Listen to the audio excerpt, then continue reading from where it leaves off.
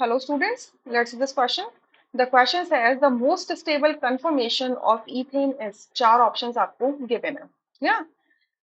Conformations या conformers क्या होते हैं जब भी आप कार्बन कार्बन सिंगल बॉन्ड का फ्री रोटेशन करते हो तो उनकी वजह से जो डिफरेंट अरेंजमेंट्स आते हैं ग्रुप्स के around the carbon carbon bond single bond in the space उसी को हम क्या कहते हैं, स्ट्रक्चर्स को ही हम क्या कहते हैं, कन्फर्मर्स कहते हैं, कन्फर्मेशन कहते हैं. ठीक है.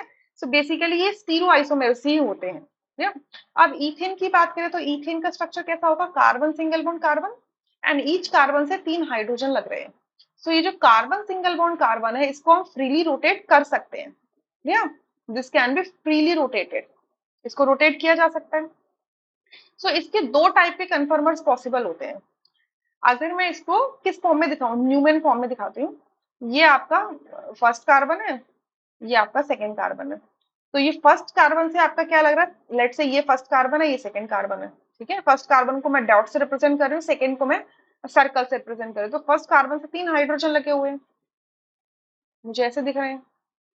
ठीक है. और सेकेंड कार्बन से भी 3 हाइड्रोजन लगे हैं, तो वो सर्कल से आप बॉन्ड करके दिखाओगे ऐसे करके. तो ये जो फॉर्म होगा जिसमें जो हाइड्रोजन्स हैं ऑफ 2 डिफरेंट कार्बन, जब वो एक दूसरे से 180 डिग्री अपार्ट रहेंगे. देखो फर्स्ट कार्बन का हाइड्रोजन यहाँ है और सेकेंड कार्बन का हाइड्रोजन यहाँ है, इन दोनों के बीच में जो एंगल डिफरेंस है 180 डिग्री का है.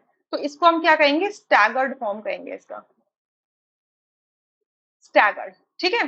दूसरी पॉसिबिलिटी क्या हो सकती है, रोटेशन के दौरान there are infinite number of possibilities, क्योंकि इस बॉन्ड को आप इनफाइनाइट डिग्री से क्या कर सकते हो, रोटेट कर सकते हो. ठीक है. बट हम मेजर रोटेशंस की बात कर रहे हैं, जो पॉसिबल, जो मेजर, जो ऑब्जर्वेबल होती है उनकी बात कर रहे हैं.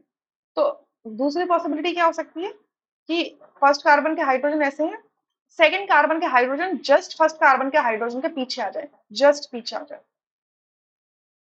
ठीक है. तो इसको हम क्या कहेंगे, एक्लिप्स्ड फॉर्म. एक्लिप्स्ड का मतलब क्या होता है, किसी पे परछाई डालना, मतलब एक दो एक जो है वो दूसरे को शैडो कर दे रहा है. तो फर्स्ट कार्बन के हाइड्रोजन सेकंड कार्बन को शैडो कर रहे हैं, तो ये बन जाएगा एक्लिप्स्ड फॉर्म.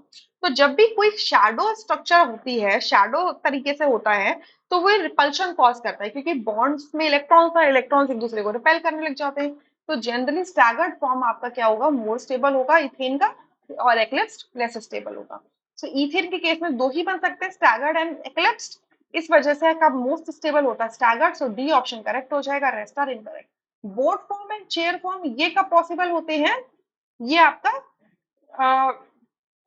जनरली जो दो फॉर्म है ये आपका साइक्लोहेक्सेन में देखे जाते हैं, ये साइक्लोहेक्सेन में देखे जाते हैं. तो बोट फॉर्म आपका कुछ होता है ऐसा, जो बोट की तरह बनता है. ठीक है, ये बोट फॉर्म है. और चेयर फॉर्म होता है आपका कुछ ऐसा. ठीक है, ये चेयर फॉर्म होता है. क्लियर. तो जनरली साइक्लोहेक्सेन्स के अंदर देखे जाते हैं. I hope you understood this question. D option correct है. Thank you.